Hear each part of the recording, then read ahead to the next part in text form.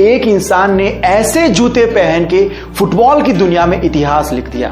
फटे हुए जूते पहन के वो फुटबॉल खेला और आज वो दुनिया के बेस्ट फुटबॉलर्स में से एक है। नाम है साडियो माने।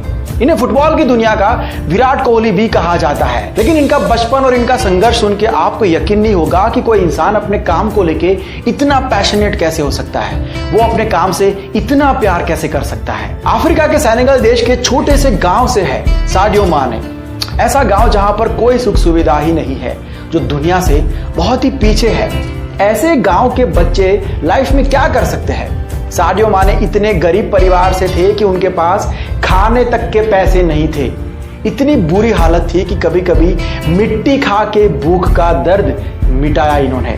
जरा सोच के देखो कि कोई कितना भूखा होगा, कितना मजबूर होगा कि उसे मिट्टी खा के पेट भरना पड़े। और ऐसे लड़के का फ्यूचर क्या हो सकता है? इस लड़के को फुटबॉल अपनी जान से भी ज्यादा प्यारा था। लेकिन इतने गरीब लड़के को कौन आगे ला सकता? कौन सपोर्ट करता? कौन ट्रेनिंग देता?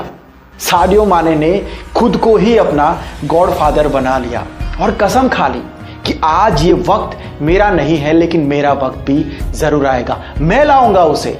एक दिन मेरा गांव नहीं, मेरा देश नहीं, पूरी दुनिया मुझे मेरे नाम से पहचानेगी। Can you imagine? जब इंसान के फेवर में कुछ भी ना हो, चारों तरफ अंधेरा हो, तो ये सोचने के लिए कितनी हिम्मत चाहिए उसे। लड़के ने खुद को ही ट्रेन करना शुरू कर दिया था। ठोकरें खा खा के वो फुटबॉल सीखा। जब वो 12 साल का हुआ तब उसे पता चला कि देश की राजधानी में फुटबॉल के ट्रायल्स हो रहे हैं। उसे भी जाना था वहां पर, लेकिन उसके पास इतने पैसे भी नहीं थे कि वो वहां तक ट्रैवल कर पाए। अब आप बताओ कि हालात जब एक के बाद एक ऐसे तमाचे मारे किसी को, तो वो इंसान क्या कर सकता है? लेकिन ये लड़का तो अपनी जिद से हालातों से ही भिड़ गया था। 12 साल का ये लड़का 160 किलोमीटर भागते हुए उस सिटी में पहुंचा ट्रायल देने के लिए, क्योंकि उसे फुटबॉल में आगे बढ़ना था। जुनून की बातें करते हैं हम लोग। क्या हम में अपने काम के लिए इस लेवल का जुनून होता है? क्या हम अपने काम से इस लेवल का प्यार करते हैं? एनीवे, आगे बढ़ते हैं। जब माने वहां पर पहुंचे तो सबने मजाक उड़ाना शुरू कर दिया, क्योंकि उसकी हालत ही कुछ ऐसी थी। उसका पैंट फटा हुआ था, उसके जूते फटे हुए थे, उसकी आंखें भरी हुई थी। वो कह रही थी कि एक मौका चाहिए, बस सिर्फ एक मौका। आज मुझ पे हंस लो जितना हंसना है, लेकिन कल मेरा होगा। कोच ने उसे कहा कि तुम कैसे खेलोगे फुटबॉल, तुम्हारे तो जूते फटे हुए हैं। जरा अपने आसपास एक नजर दौड़ाओ बेटा, सब लोग कितने तैयार होके आए हैं, देखो ऐसे खेलते हैं फुटबॉल। उस लड़के ने जवाब दिया कि सर 5 मिनट दे दो बस। आप समझ जाओगे कि कौन सच में तैयार होके आया है। सिर्फ 5 मिनट सर।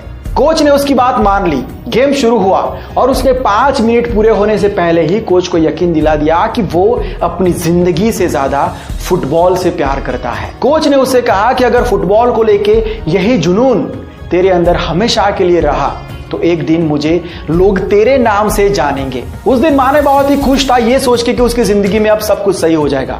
वो चाहता था कि वो जल्दी से घर पर जाए और अपने पिताजी को ये सारी बातें बताए, उनको बताए कि उनका लड़का अब सक्सेस की राह पर निकल चुका है, वो अब सब कुछ ठीक कर देगा। उनके पिताजी वो इंसान थे जिसने हमेशा इस लड़के को सपोर्ट किया, उसको मोटिवेट किया, उसको कहा कि तू कर सकता है। लेकिन 12 साल का साडियो माने जब अपने घर पर पहुंचा, उसने देखा कि उसके पिताजी की डेथ हो गई है। उसके पांव के तले से जमीन खिसक गई ये जान के कि उसके पापा को हार्ट अटैक आया था और आसपास में कोई डॉक्टर नहीं था, ना कोई हॉस्पिटल, ना इतने पैसे कि वो उनको कहीं पर ले जा सके। क्या फील कर रहा होगा वो 12 साल का लड़का अपनी किस्मत के बारे में, अपने हालातों के बारे में। अपने बाप के बिना ये लड़का अधूरा सा हो गया था। किसके सामने जाके रोए, किसको अपनी हालत के बारे में सुनाए, उसको समझ में नहीं आ रहा था। लेकिन उसने अपने आंसुओं को पोंछा और फिर से दिन रात मेहनत करना शुरू कर दिया। और इस बार इसका जुनून इतना हो चुका था कि दुनिया की किसी भी ताकत के लिए उसको रोकना मतलब नामुमकिन बात थी। उसकी गेम को देखकर फ्रांस के एक बहुत ही बड़े क्लब ने उसको सिलेक्ट कर लिया। फिर क्या, अब वक्त शुरू हो गया था उसका। उसकी टैलेंट पॉलिश होती रही और वो दुनिया को अपने टैलेंट से चौंकाता रहा। जो उसे देखता वो सोचता कि ये प्लेयर हमारे क्लब में होना चाहिए। कुछ ही वक्त में माने ने ऑस्ट्रिया और वहां से फिर इंग्लैंड का सफर पूरा कर लिया। उसने अब दुनिया की सबसे बड़ी फुटबॉल लीग खेलना शुरू कर दिया था। पहले उन्होंने साउथहैम्पटन के लिए खेलना शुरू किया और उसके लिए उनको मुंह मांगे पैसे भी दिए गए। साउथहैम्पटन के लिए खेलते हुए उन्होंने 2 मिनट और 56 सेकंड में बैक टू बैक 3 गोल करके हैट्रिक का एक नया रिकॉर्ड बना दिया जो आज तक कोई नहीं तोड़ पाया है। और आज सादियो माने दुनिया के सबसे बड़े फुटबॉल क्लब यानी कि लिवरपूल के लिए खेलते हैं। कई सारे रिकॉर्ड्स, कई सारे अवार्ड्स, वाहवाही, तालियां जिनकी कोई गिनती नहीं है। आज माने ने आखिरकार नामुमकिन को मुमकिन कर दिखाया। जो भी कहा था उन्होंने कि एक दिन पूरी दुनिया मुझे मेरे नाम से जानेगी, आज सच में पूरी दुनिया उनको नाम से जानती है। और हाँ, वो कोच को भी आज उन्हीं के नाम से जाना जाता है जिसने उनको वो 5 मिनट दिए थे, वो मौका दिया था। लेकिन इतनी बड़ी सक्सेस के बाद भी कुछ और भी है जो आपको सलाम करने के लिए मजबूर कर देगा।